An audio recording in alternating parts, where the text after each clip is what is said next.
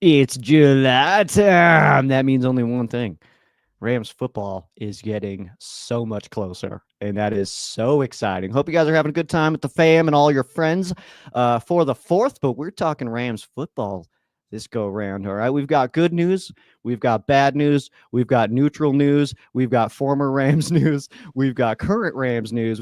Not at all. We also got Tuna over here. What up, dude? Hello, I Yeah. am Tuna, and I'm recording live from my grandmother's house in Stockton, California. Oh, I needed one for that.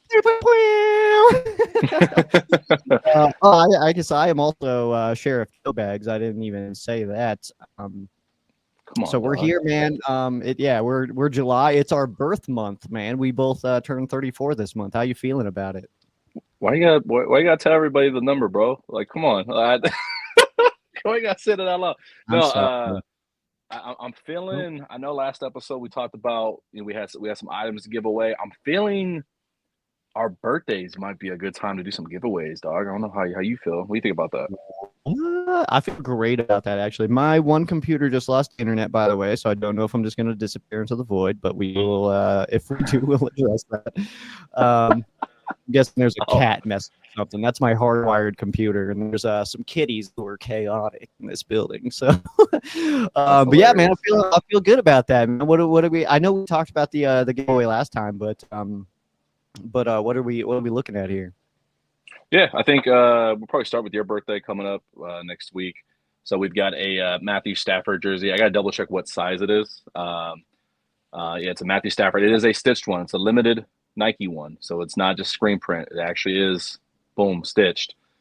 We have the custom Rampage football gloves and a first and tuna hat. Maybe stuff gets added to it because there are two birthdays we got to deal with. Maybe I don't know. Maybe a pin, maybe a Rams pin thrown in there.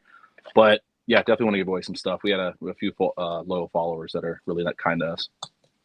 Dude, I really love it, man. I'll see what I can I don't want to say scrounge up. That's a terrible way to put that. But let me see what I can put together here, because I would like to add to this pot here. So yeah, I'll think of something good, man. Maybe because I love these guys. Maybe we'll do a sheriff patch here.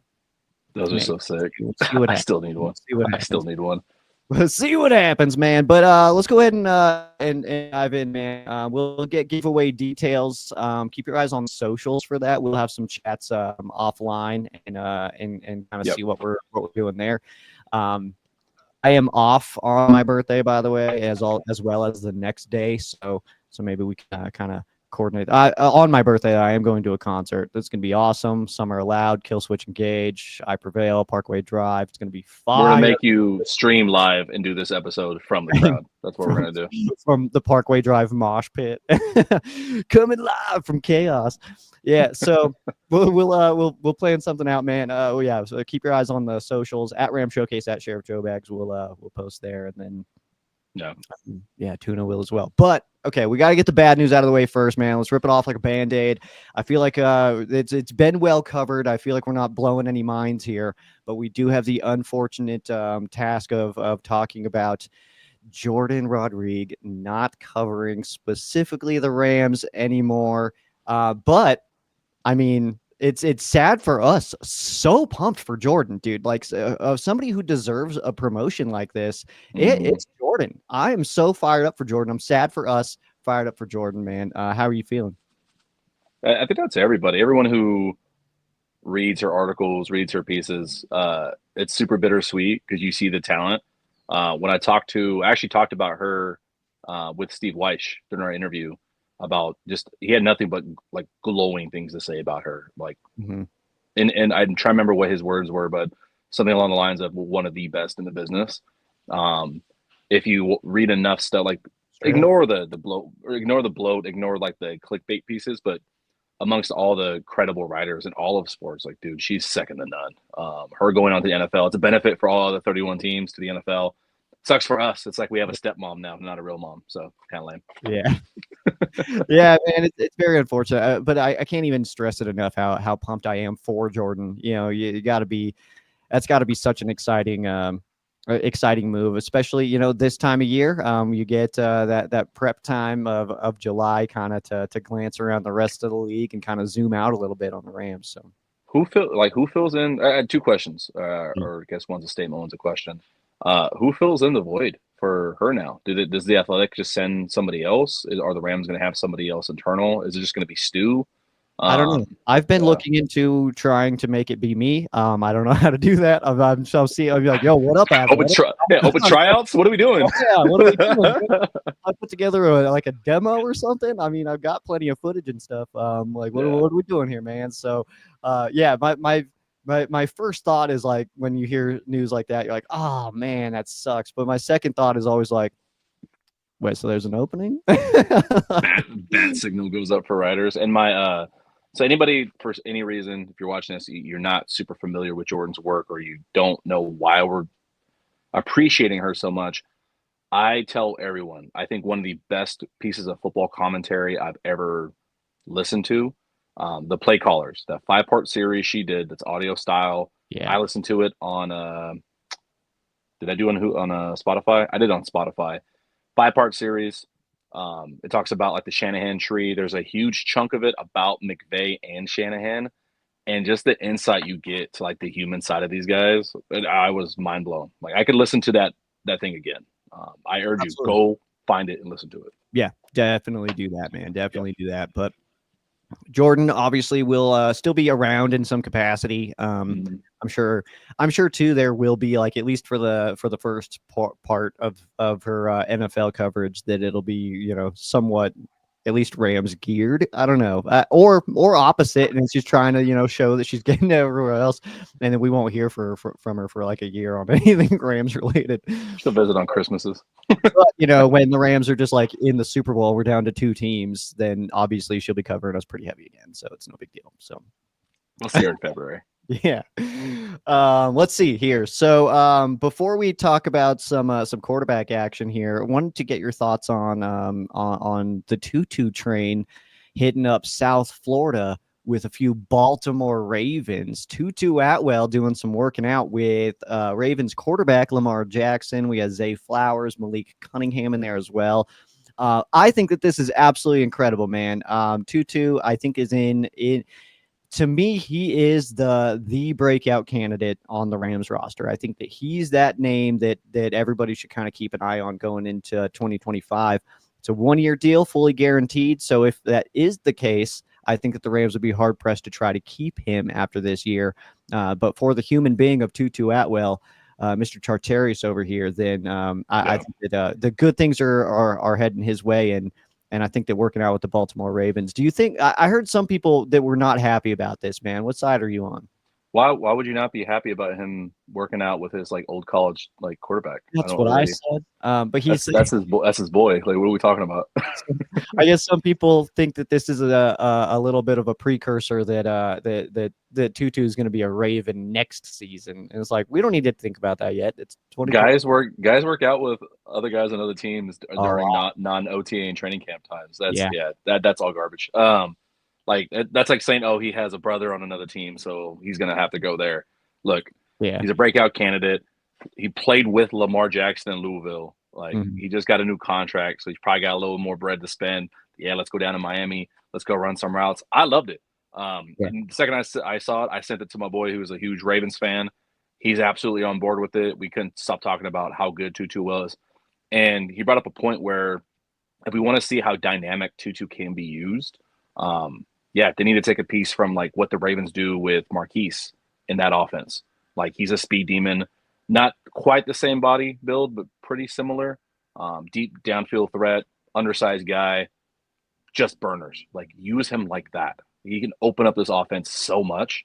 I love it. As you can tell, I'm super excited about it. Yeah, I'm pumped for Tutu this year, and I think part of that is the addition of Devontae Adams, where I feel like those top 3, the Devontae, Puka, and Tutu. I think that that little trio there, I'm very excited for. You get the the insane route running abilities of both Devontae and Puka, and then the speed of a Tutu who he's making his money on these out routes, man. But just wait, man. Someone's going to hit a pump fake on that, and he's going to be 20 yards away from anybody else in the most important time. It's going to be like on the final drive or something like that, and he's gonna walk into the end zone because people are so far away from him, But yeah, Tutu, I'm very, very fired up to see what his 2025 season looks like. And I mean, there's names all throughout the wide receiver room that are reasons to be excited for that player, all the way down to somebody like Britton Covey, who I think is an underrated little snag for a possible returner this year. I don't think he's getting talked about in that world yet, but Tutu definitely in that conversation, and get some good workout with some really good players, man. That is never a bad thing when you can kind of get you get a different arm thrown to you. You got Zay Flowers also running some routes with you. Maybe you ask him a question or two about what he just did or something like that, and then you come back. Devontae's giving you pointers. Puka's giving you pointers, man. I love all. And then Yarbs, obviously, being your wide receiver coach, you're going to do well when Yarbs is your coach, man, because Yarbs is the absolute man. He's pinnacle coach, man. I just realized I said I kept saying Marquise. I was talking about Zay Flowers. My bad. I think I was thinking about Hollywood Brown. I think I was oops. Yeah, then my bad. Oh man, but yeah, good stuff, dude. Yeah. So yeah, it's good to get that work in again with another quarterback as well. It's always good to see what other guys are doing. So yeah, better than him. Just like, what'd you go to Miami for? We just partied and drank the whole time. It's like, oh yeah, they worked. So it's positive. If you're saying something negative about it, I think you should leave football alone for a little bit. Maybe find a different hobby for a month. I never respond to things like that because what's the point? You know what I mean? Also, there's I just learned recently that how many social media profiles were bots, and it's like, so I'm probably telling robots they're dumb. That's like not worth it. So yeah, it's one of those two. But I think that anybody that I see that says that Tutu working out with any Ravens, it's like that's a negative. It's like, nah, dude, that can only be good. And he's under contract with us this year, so who cares, man? Bring that skill set here. I don't understand that part. So getting some good work in with Matthew Stafford and Lamar Jackson, two of the best in the NFL. Speaking of quarterbacks, man, we have a former Rams quarterback that had appeared on the Netflix series Quarterback. I just hammered this on the Random Showcase podcast that did come out just this morning, episode 6, season 10.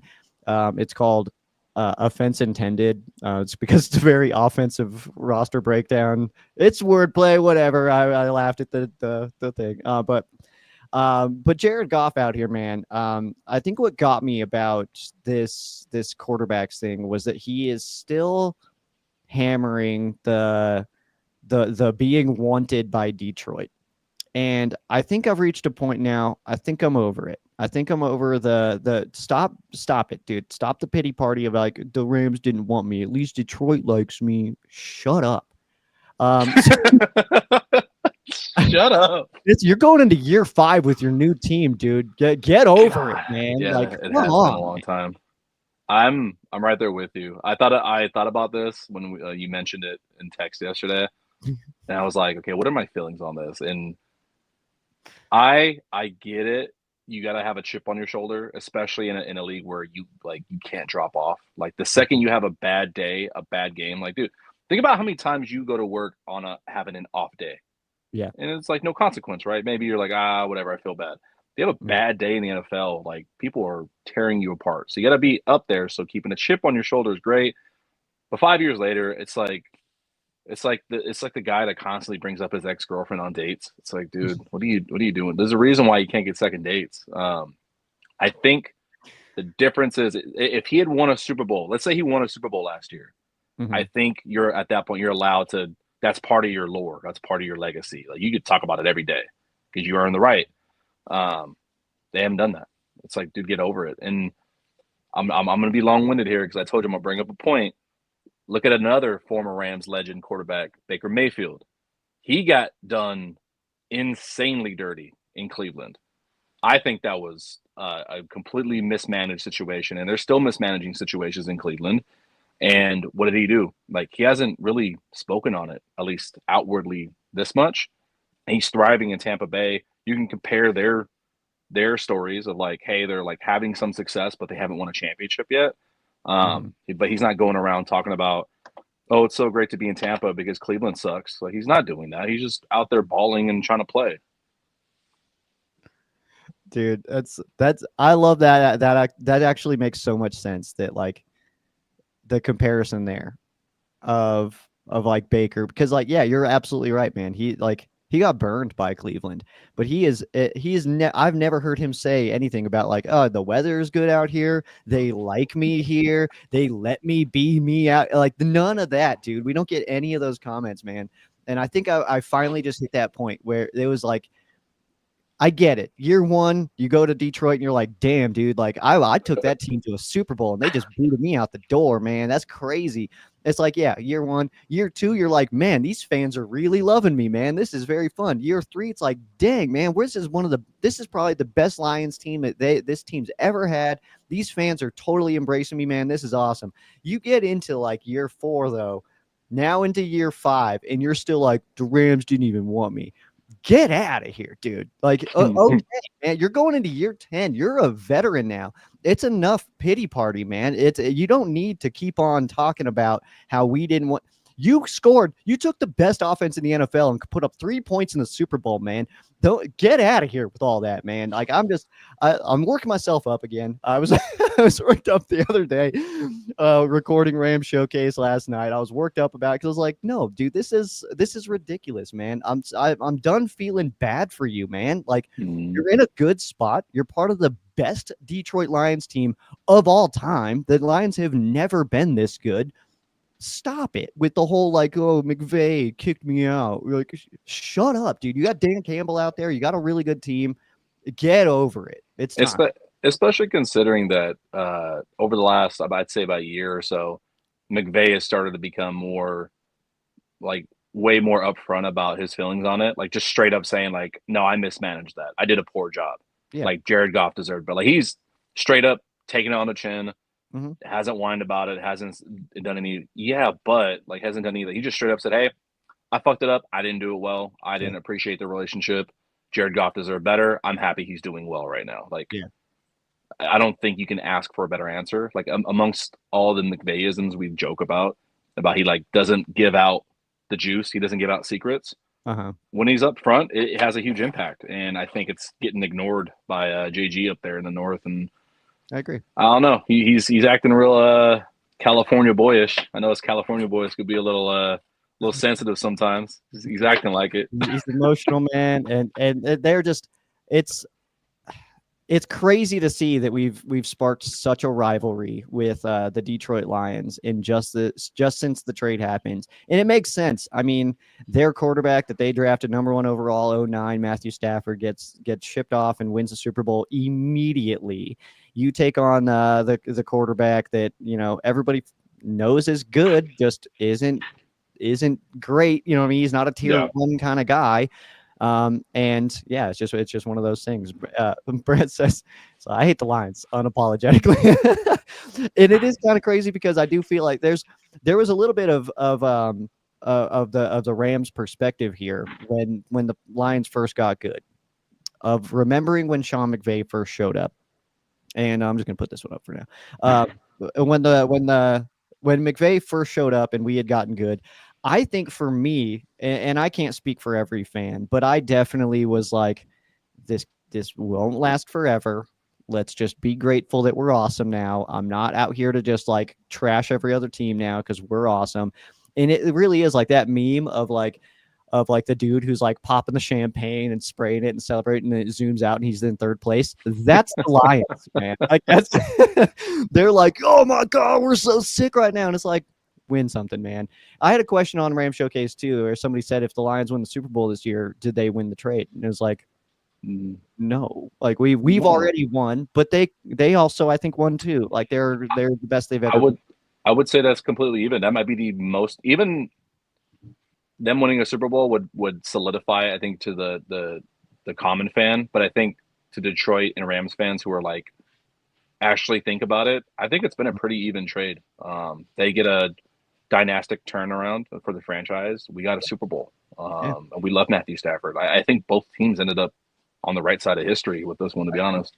I kind of hammered that a lot of like I realize everybody wants to have a winner and a loser in every situation. I think both teams won, and I actually referenced the RG3 trade back in the day. You look at the haul that the Rams got; it looked really good on paper initially, but then you look at what those picks turned into, and then what RG3 turned into. I think both teams lost that trade, so I think it can go both ways, man. So Rams and Falcons making historic trades. yeah, Time man, time will always. tell. We also have just want a Glizzy Gobbler parlay, dude. That's awesome. That is a very 4th of July comment to come in. Is he talking about Joey Chestnut? I bet he's talking about I don't Joey know. Chestnut. Did that already happen? Just Jay, you talking about Joey Chestnut? Hit us with the details. What were the legs and what did Joey eat? First of all, I was on the Justice for Joey train. I'm glad that he was back into the Nathan's thing. The fact that Nathan's dropped him because he was endorsing a vegan hot dog. That's one of the dumbest things I've ever heard. It was like, Is that what it was? I thought yeah, he just retired. I didn't know it was like a. yeah, he like got an endorsement with some vegan hot dog, and they were like, "Get out of here, nerd!" And then it's like, "All right, dude, it's 2025. You can't be." What are we Listen, doing out here, man? listen. If you're gonna eat 50 of something, it's gonna be all beef. I swear. You make it come on, man. What's David saying I here? can't even argue that, man. So it's saying V8 over under 12 sacks this year, had 4 rookie season. I think we always need to operate with a 0.5 when we're talking sacks, by the way, because I think that 12 is about right. I think he gets to double digits. I think he's going to be at 10. I think he's going to be just under this, mainly because the attention is going to be on him. Like if someone gets singled out by offenses all year round, he'll probably see a majority of double teams. I think to more of an extent than the rest of the D-line. His pressures are going to go way up. I think his impact is going to be felt like crazy, but I think his sacks are going to sit around like 10 or 11. Yeah, I've been a little bit higher than that on my personal thoughts. I've been like 13, 14 is kind of where I've been sitting. And that's simply because I do think that based on how he handled this offseason and did his time to look back on his rookie season, and I mean he admits it himself how much he left off the table there. And there was a lot of times where it was like, I mean, we're watching the games and he just absolutely embarrasses a left tackle out here, but then the quarterback, gets out of there and runs around it. So there's a lot of times like that where it's like he's destroying souls out here, man. Like he's embarrassing dudes. He's just not getting home yet, and it's like that's gonna translate. And then you also get like the Aaron Donald workout where now he knows what it takes athletically to be a top tier guy, and I think that he's probably sitting in there like, damn, I thought I was, one of those dudes. And it's like, now I worked out with Aaron Donald. Maybe I need to hit this a little harder. So I think that like probably the fact that we're not hearing anything from Jared in this time of the season, I feel really good about as we head into training camp, because to me, I take that, and I don't know what he's doing, but I kind of take that is that Jared Verse right now, he's grinding, man. Like he is getting right for the season. He is getting that body to just absolutely just school some offensive linemen, man. So that's kind of how I'm feeling. I do think he takes off a little bit more this year. Underrated, not necessarily even underrated, but somebody I think is going to be a big benefit of Jared taking that so serious, I think is going to be Braden Fisk. I think Fisky business is going to be Fisky business. He's going to be shooting for the stars this year, dude. I feel really good about Fisk. I think we talked about this. Then we were our episode where we talked about who makes the big leap, and I think I brought up Byron Young. I can't remember if I talked about him enough. I think he does. I think my main argument is because he's doing a lot of Pilates. If you follow him on social media, he's like constantly. It's like 2 or 3 times a week. He's doing Pilates. And my biggest criticism of his pass rush game has been his flexibility, his ability to bend around the corner. Seems kind of stiff at times. Like straight line speed, monster, but a little bit of like seems a little stiff at times. And it seems like he's addressing that directly. Combined with his relationship reverse, I can't. It's like a missing piece for him. I think it's going to unlock something crazy for him. They seem to hold each other accountable work wise in a fun way. I think Byron will match whatever Burks gets sack wise. Like I think our defensive line in general is going to go crazy. It's going to be a lot of fun. I also love that they're 8-0 coming off the edge. I don't know what it is about that I think is super cool. Like I don't know, it just looks sick out there, man. And then then you get Fisk in there. You got the conductor, man, that David's talking about in here. Absolutely love it, man. This team is fun, bro. I like it's one of those things where like every era kind of meshes into itself, just because you have so much roster overlap from year to year and stuff like that. Yeah. But like this current era of a very young Rams defense, outside of like, you got your vets in there, your D Wills and stuff like that, but like very young defense that just seems energetic and just wants to kill people, and that's really fun. And then you have like a veteran offense who just it seems just so calculated, so smart, so just like so in tune with itself. So I mean, I'm absolutely loving it. And speaking of the offense here, we have Single T coming in. Says, can we discuss offensive expectations? Ooh. What I'm expecting is a big time change from McVay. We operate in mostly exclusively 11 personnel, like 94% of the time. I think we all agree 12 is going to be seen much more now. How much more do y'all think? Tuna, you're itching. Yeah. I gotta go first. Yeah. Yes. I forgot where. I think it was from Jordan. The reason they went a lot of 11 and a lot of the stuff that we were like wowed by this year offensively with Puka, a lot of motion. Even like when those guys were hurt, Xavier Smith, Tutu Atwell, Jordan Whittington blocking through the C gap, and then you have the expansion on that where it's like things they didn't hit on because either they didn't have enough time in the pocket or maybe just didn't develop the right way with the guys. Was like you'll have a slot guy go in motion, block through the C gap, and all of a sudden he's running a corner 12 yards down the field, or he's running a wheel route. And it's like, dude, he's cooking up some insane stuff that like you're not really seeing all the time. The touchdown against the Vikings in the wild card round with boot action left, Kyron Williams is like slipping through the C gap up the seam there. Like that takes a crazy level of patience and coordinating on the offense.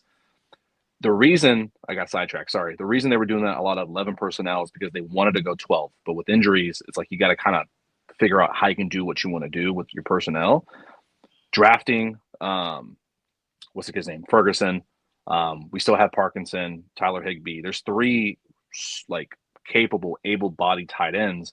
We're going to see a lot of explosiveness out of 12 personnel. They went and got Jarquez Hunter. We have a three-headed monster in the backfield. The name of the game right now is how do we keep Matthew Stafford like running an explosive offense, but safe and upright for 20 weeks. It's not just for 17 games, but for 20, 21 weeks because the goal is a Super Bowl. And I think it's through 12 personnel. The more you can let everyone else do everything for you and not have them just drop back and pass out a gun in 11 personnel, that's the secret sauce for them winning the Super Bowl. Like I think we see a huge uptick of it. I absolutely agree. It seems like the 12 personnel is going to be hammered this season, and I mean rightfully so. I think we have the roster for it. I mean we have the roster as well to go to go with many different lineups. Obviously, I mean we're so tight and we're so deep at wide receiver. We're deep at running back. We can do kind of whatever we want as far as our setting up of the offense goes, but. 12%, I think we're going to see definitely a lot more. I mean, we're going to see a lot of Higbee and Ferguson, and a lot of motions with those guys. So yeah, by how much more is kind of what Brett's asking. I think by a very noticeable jump, and I think that we've seen that from year to year out of a Sean McVay offense. That each year kind of has its own vibe, and I think that's based on what the Rams roster looks like. And you brought up injuries. Obviously that's a major impact in that when you have somebody like Cooper Kupp, who's up and down on the, on the injury list and stuff like that. And then we had dealing with injuries to Puka last year and stuff. Yeah. So obviously and then obviously Higbee last year was, I mean, he just popped in late. And then we got that action back, but yeah, I think that we see like, I mean, his number here, he says 94% of the time. I think that's actually pretty close. I don't know if that's exact, but I think that's like right in the ballpark. But I think we see 12 personnel come in more like I'm thinking like we're in like 75%. I was gonna say if we see like I think 60-40, like 60 being 11, 40 being 12, I think that's pushing it. I think that's really tough. I don't know what the league average is, but I think if it was like a 75-25, that'd be pretty healthy. Um, what draws back to me is they can draft a plan, they can have a plan right now. They won't know until training camp starts. Um, and McVay's talked about this. I think it was in that Jordan Rodriguez piece, Play Callers, where they have an idea going into training camp, and then all of a sudden that gets thrown out the window because a guy's just too good, like Puka Nakua's rookie year. Yeah. They had an idea, and then as training camp goes on, McVay's like, dude, I can't keep 17 off the field and say we're trying to win games. So they had to change things for that. And one of my other favorite, like McVay being human and saying, hey, like putting his pride aside, letting players dictate how the season goes. Mm-hmm. He was talking about, I think 2018, with Todd Gurley's first big year, and they're all outside zone, and it was like okay, but it wasn't hitting right. And mid game, Whitworth and Saffold just without McVay's approval said, hey, instead of hitting this gap, go like 2 gaps over, just keep going, like don't stop. And then it went up for like a huge gain. And then McVay's like, what the hell happened? And they're like, well, we should do it this way. And then they changed it on the spot. And then Gurley just took off that year. Dude, that was a fun year for Gurley, by the way. I think it was his that game in Denver. It was a snow game. It was real cold. It was awesome. That was his most rushing yards in a single game. And that was a close game. It was fun, man. But yeah, like right away you could see we were literally the top row at that stadium, and you could see all the plays like really unfold. But yeah, man, there was a run on the first drive where it was like, oh, Gurley's gonna hurt some feelings today. Like this is like these fans are not ready for Todd today, man. But yeah, getting over to Brett's question here. It says, or is it a question? Maybe just a statement. I think that McVay is seeing what the blocking he's asking Puka and Kupp to do showed up in the injuries. Interesting point. Adams, I don't imagine will be excited to wham block at 33. Yeah, man. Being in the 33 range myself right now, at least for the next 5 days, I I can agree. And he's a lot more athletic than me as well. But yeah, probably not, man. The injury aspect of that is an interesting little sidebar. But I also do think that because of Devontae and his age and wanting Puka to be healthy and stay on the field, I think that we do see a lot of that stuff coming from Higbee and Ferguson. I think that we see a lot of those, those little cutback blocks and all that stuff coming from the tight end, man. But what are you feeling about that?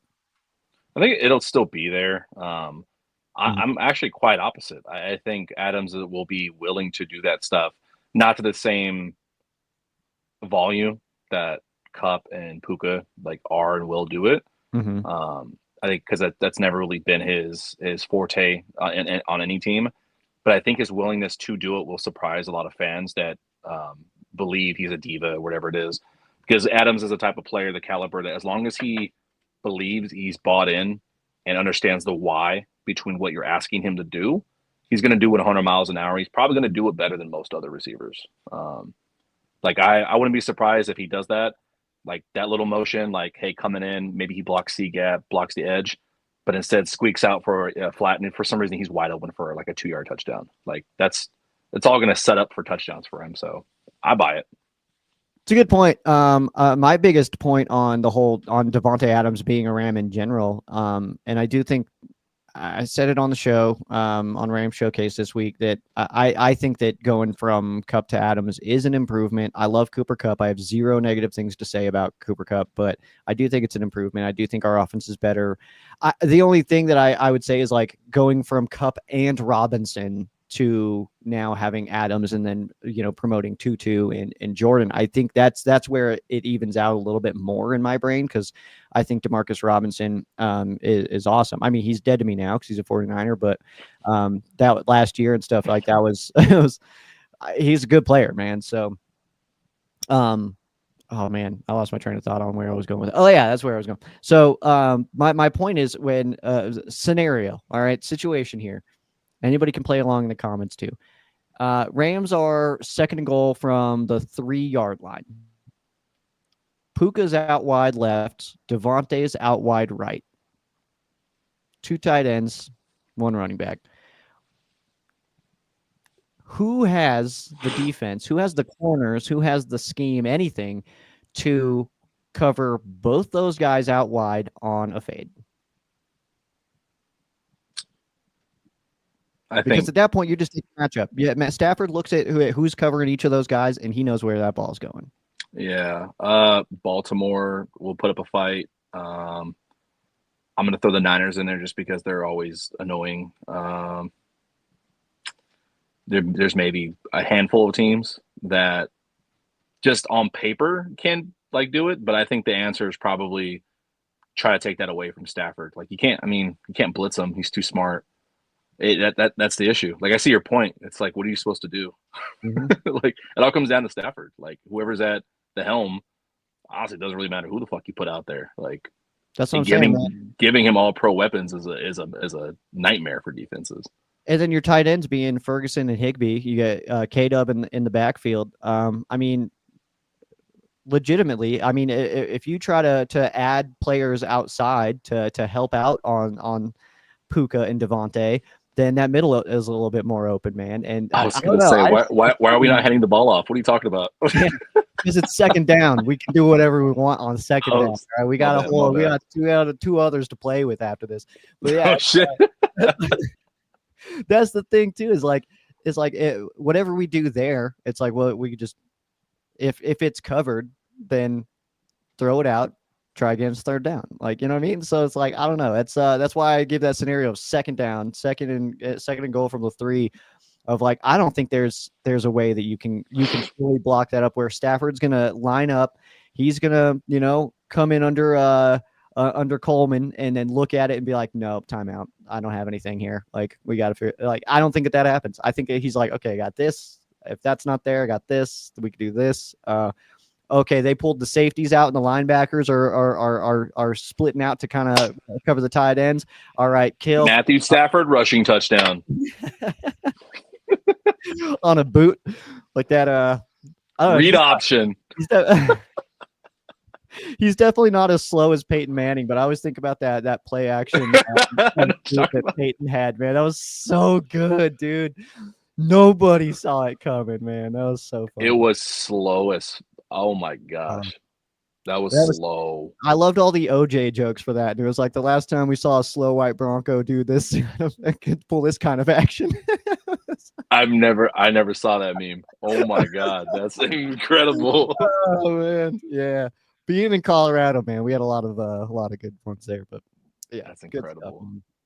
Either way, I'm feeling good about this offense, man. I'm feeling good about this defense. I'm feeling good about this team heading into the 2025 season. I did bring up briefly there the kick returner spot. I don't think anybody outside of me has said the name Britton Covey as far as a returner goes, man. I know you're a big give it to you guy.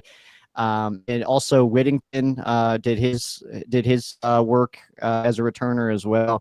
Who do you think is going to be the ultimate guy taking that thing out?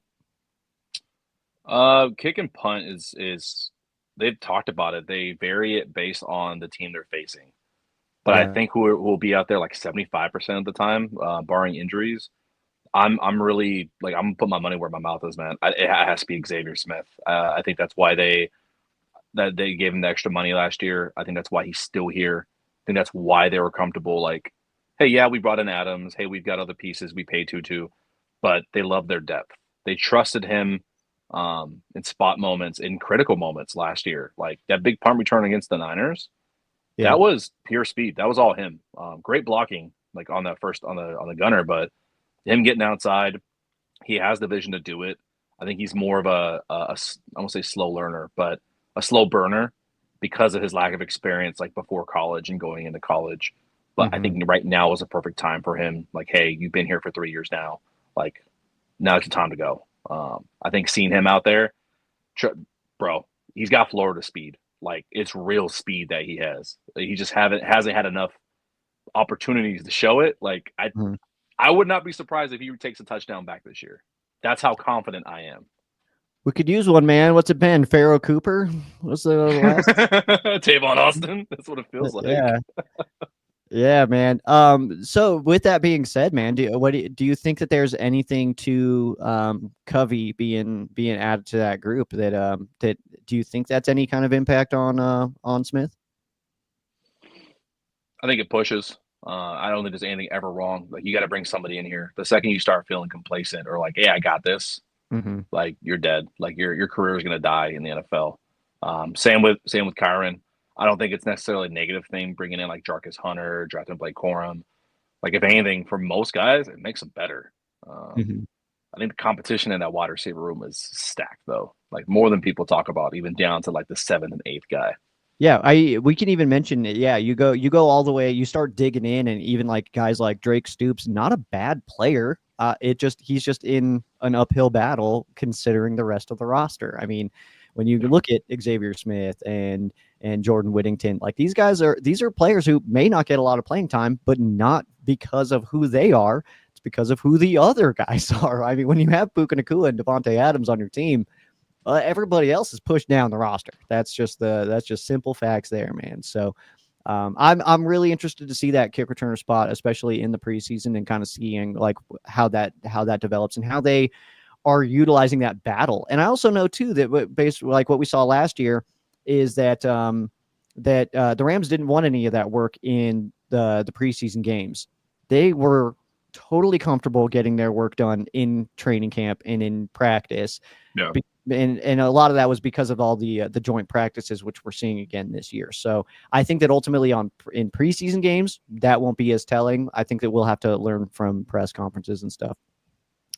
Getting back to single T. Maybe I'm wrong here. Probably. I'm going to stop you there, Brett. Probably. Because Kyron seems like a really cool dude. Oh, okay. All right. I'll get a little talky here. Seems like a really cool dude, but I feel like we're about to see a contract for him before live action starts, right? Possibly. Another rookie drafted. He's at the end of his deal. They've both stated they want it done. We'll get one before live games, you think? I do. I think that the conversations have gotten really quiet. But last we heard, the conversations were productive and positive. That's what we heard from Sean McVay. He kind of follows up here. It's like, I don't expect a holdout is what I mean. I don't expect a holdout as well. Even if a contract is not done by games, I don't think we still a holdout. And I think a big part of that is because of the existence of Corum and Hunter now is like, dude, if he decides he wants to hold out and it's like, all right, I guess just sit out this year. We're good. Blake and Jarquez gonna kill it. Like, I'm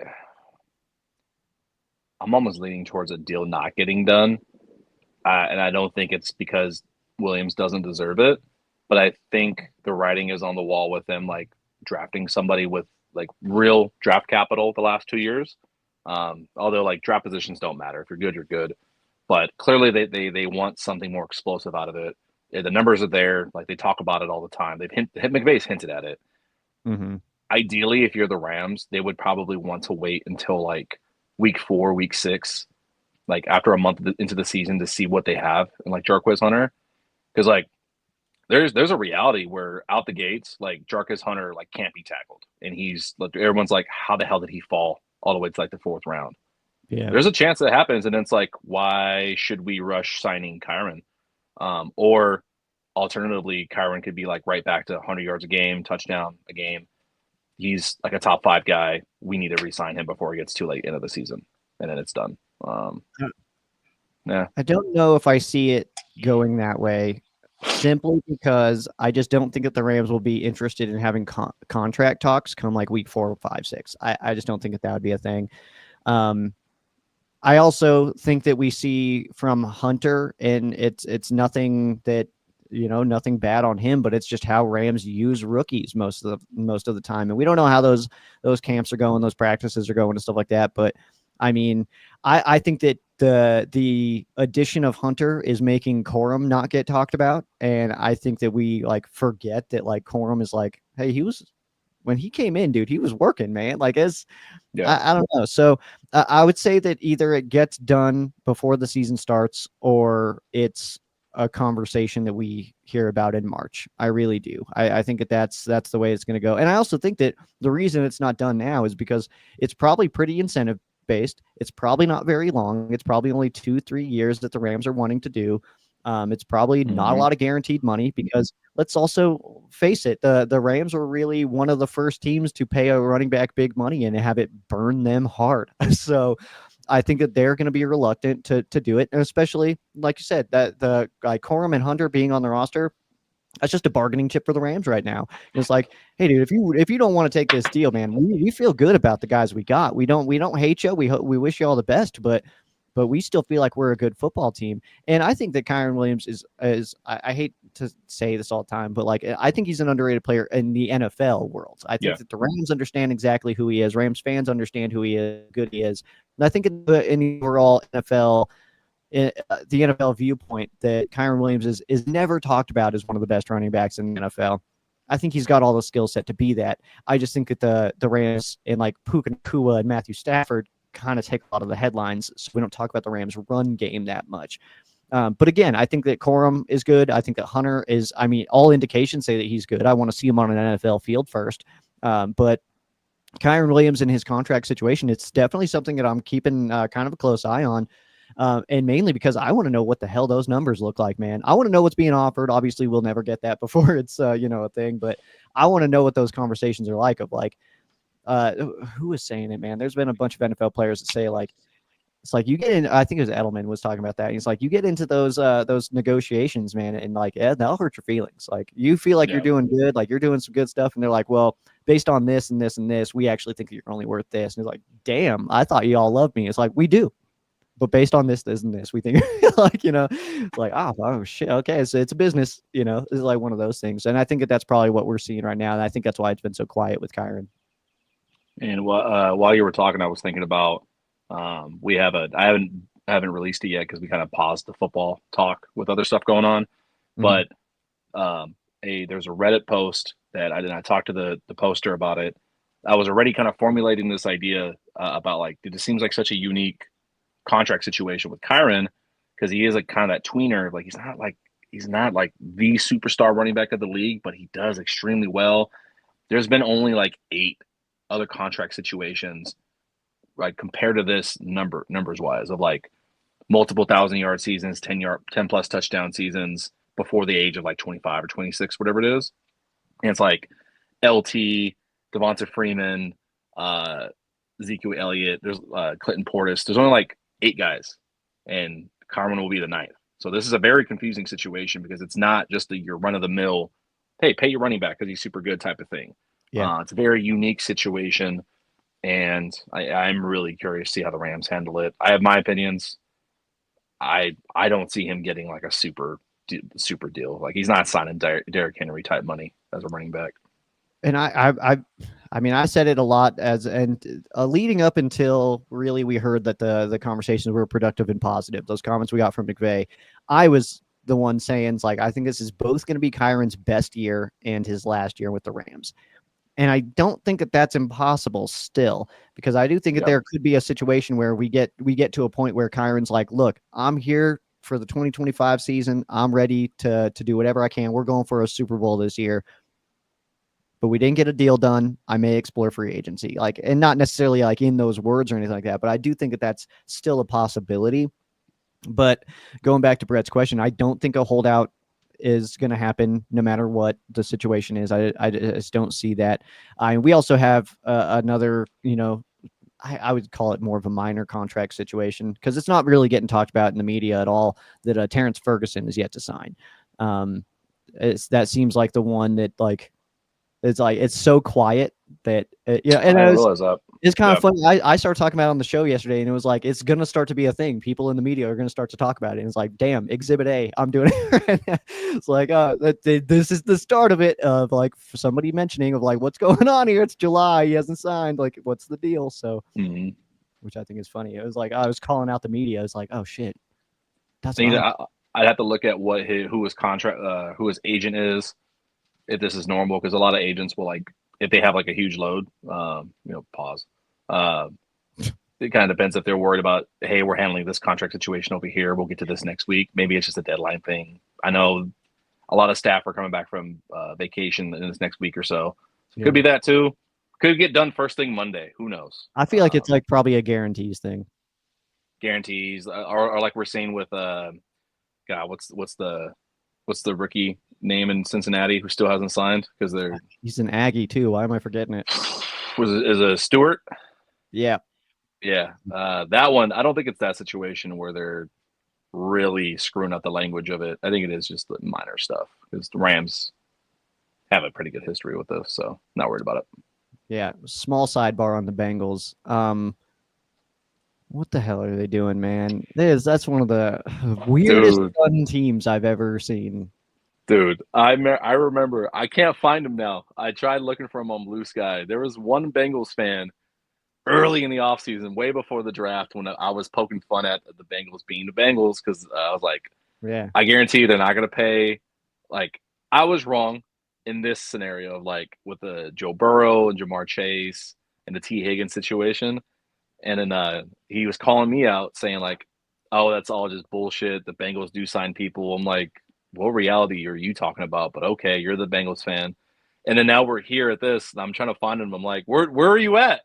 You guys are doing it again.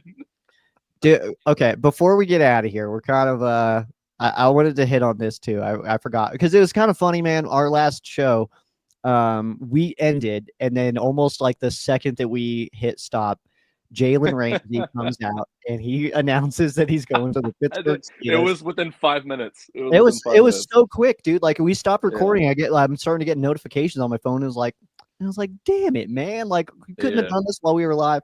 But either way, the same division there with the Cincinnati Bengals. But that's an interesting situation going on out there, man. Jalen Ramsey, of course, the Rams do miss out on Jalen Ramsey. I did not think that in any capacity. I said it multiple times leading into this.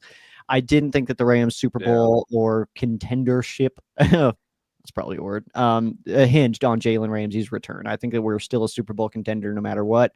Yeah. But it goes out to Pittsburgh. And actually, I was a little bit like, okay, that's fine. Like, I think he's going to, from an optics perspective of just like a player in a uniform, he's going to look cool as hell in Pittsburgh with their color scheme and all that. But I think that ultimately the Pittsburgh Steelers, I think Colin Cowherd had the best comments about the Pittsburgh Steelers and adding Jalen Ramsey, is that they're one of those teams that spends all their money on defense. They've got a 40-plus-year-old quarterback. I think that it's all hype for Pittsburgh. I think that this is one of those things where we're going to see a team do a lot worse than I think most people expect. You get rid of a George Pickens, an emotional, difficult to handle wide receiver, but bring in DK Metcalf, an emotional, difficult to work with receiver. You get rid of a Minkah Fitzpatrick, who is a very good secondary player, but maybe just a little bit past his prime. And instead you bring in Jalen Ramsey, who's a very good secondary player, but maybe just a little bit past his prime. And he said, he was like, they're just making moves to make moves. They're not getting better. They're not getting worse. They're just making moves. So I think that they're going to be underwhelming this year. We are, it's one of my favorite overused jokes. Like, hey, if you didn't like us at 7-9 or at 7-10, don't root for us when we're 8-9. Like that's what it feels like. It didn't move the needle for me. I think for Jalen, ultimately, it came from just a money perspective. Pittsburgh probably going to pay the most. They gave him a raise. Yeah, that right there. I don't think that that's what he was asking from like every team. Because fans need to understand this. Just because someone signed something doesn't mean that that's the ballpark number everyone was potentially going to sign. People sign things for different reasons. Yeah. Hey, I'm willing to go to A team because of XYZ, but if I have to go to B team, yeah, it has to be about the money. Because if I'm going to go there, I might as well get compensated for it. Yeah. I think he was probably going to take a pay cut here in LA just based on the cap situation, completely different team scenario situation. Yeah. But ultimately, if like details don't work out, what else is out there? Hey, there's a shit ton of money. Yeah, let's take that deal. I'm super confused what Pittsburgh's doing. I don't. Also, sign what, dude? I don't understand, man. There's rumors swirling that Watt is now going to get traded potentially, but I think he's the best Watt brother. I think that's a bad Oh move, yeah, but also I think it's Pittsburgh is spending way too much damn money on their defense, man. And Coward had a good point about it. And he's like, all the teams that do that are your average teams in the NFL. You got the Giants, who are a team that does that. They love spending money on defense. The Pittsburgh Steelers love spending money on defense. All the teams that love spending money on offense, the Eagles, the Rams, the Chiefs, like these are teams that are competitors every single year. They're in the conversation for a Super Bowl. You look at Pittsburgh and you're like, yeah, they're roster wise, coaching wise, probably going to be a decent team, but no one's talking about them as like, oh, but watch out for Pittsburgh, dude. They're gonna go off this year like that. No one's having that conversation. Everybody feels like they're gonna float about 500. I think so too. I think their ceiling is probably like a 10-7 squeak in. I don't see them winning a wild card game, or their division. For the Rams defensive back room, I get really frustrated when fans are like they don't. A lot of fans don't like our DB room.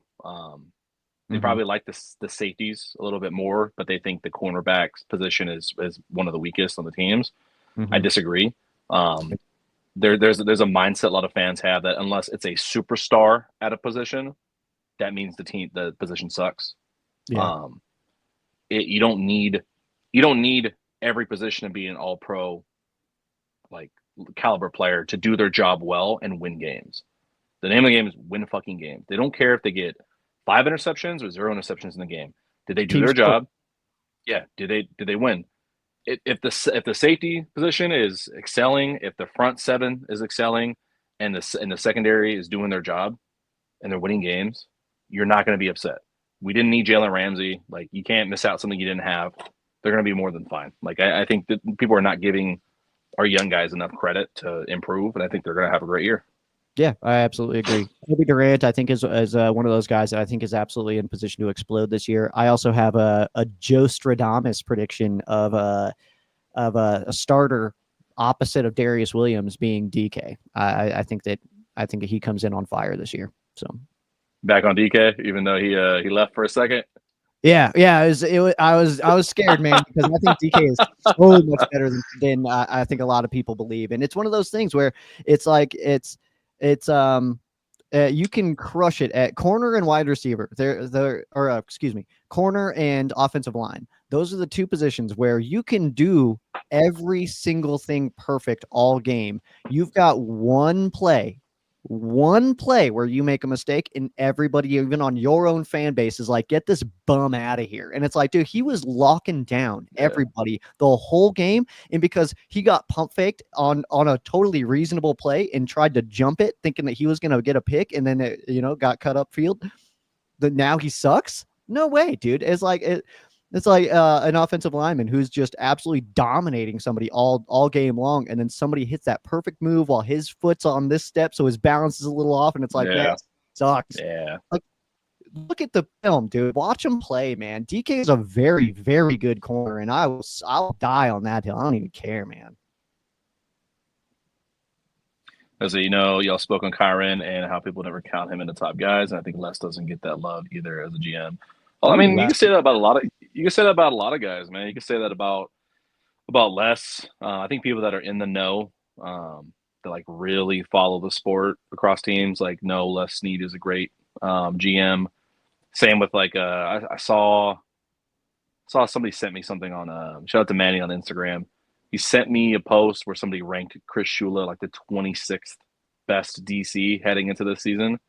Interesting. I'm not saying he's one of the best yet because he's super young still, but you gonna tell me he's in the back half of the league with what they did like the end of the season? That doesn't make any sense. Team. You gotta look at the roster for Shula, man. He's got a very young team, and he's wrangling these dudes and making them play good football, man. I like it. This is the first year that we're really going to be able to judge Chris Shula. His first year, I was pretty impressed. Like obviously some growing pains with 2023, 2024, a little bit more him making an in-season switch on some positions and how they finished the year really impressive. This is the first year where we're really going to see, okay, what does a Chris Shula defense actually look like? Because there's no excuse. You got You've got veterans that you want. These are your guys. You have your captains. You have the pass rush you want. You have the draft picks for 3 years that you want. Show us the product. And I think by the end of the year he'll be a top 10 guy. So yeah, Singletary is super right. Les Snead along with that, underrated. Does Yeah. he make questionable trades for pocket change sometimes? Maybe there's a vision we don't see, because then it comes back where we have a first round pick from the Falcons next year. So Yeah. I don't know. We'll see. Absolutely. Yeah, I think too, yeah, it's like I always look at Brad Holmes. I know everybody hates Detroit now, but Brad Holmes is kind of my guy. I've been a Holmes guy for a really long time. I was talking about Holmes before he got that job. I just thought that he was, such a solid football mind, and that's actually why I think that the Jags are a team to watch over these next 5 years with Gladstone going out there, because I think he's also a very, very, very strong football mind. Liam Cohen is like one of the ones where I'm like, it's like, is he a really strong branch off that McVay tree? Duval. That's one of my favorite things of all time was him. That's so funny, dude. But I think that the Jags are a team to keep an eye on over the next 5 years or so, just because of those switches. I think that they're getting a culture shift right now. They're in the middle of it. I think that we'll see the benefits of that. And maybe it's just because I think that the Rams stank is gonna rub off on them a little bit, and maybe that'll help. But maybe I'll still be a little biased here, but I think that they're making some good moves out there, man. I agree. Yeah. All right, dude. We're hanging out for a long time on this holiday, so we're gonna go. We're gonna celebrate our. Yeah, I gotta get back. I gotta get back to the family. Yeah. Make sure you've got all these next episode. Keep all these around. We want to still be able to do this and stuff like that. So shout out JPP. Yeah, every year, man. Oh man, I used to share the picture every time there was a celebration. He was just pointing, and I was like, "Oh, rest in peace, this celebration." But yeah, it's good stuff. Yeah. All right. Thanks for hanging out with us. Enjoy your nights. Be safe tonight. Have fun tonight. Everybody, Wang Chung and stuff like that. Tunes, thanks for hanging out, dude. You gonna hit it with me? You gonna hit it with me? Yes.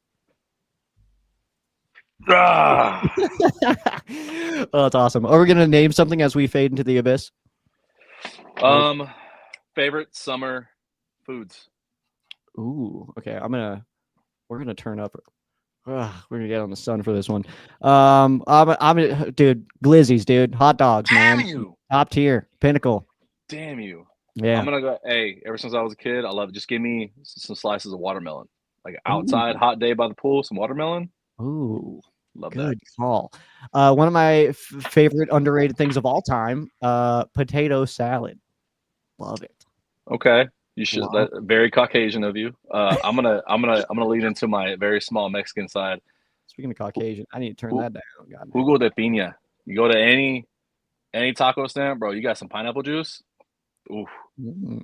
Hot sun. Dude, I love it. I am. I'm not too far away from because my grandma's maiden name is Trujillo, so I've got a lot of Trujillo family and blood and stuff like that.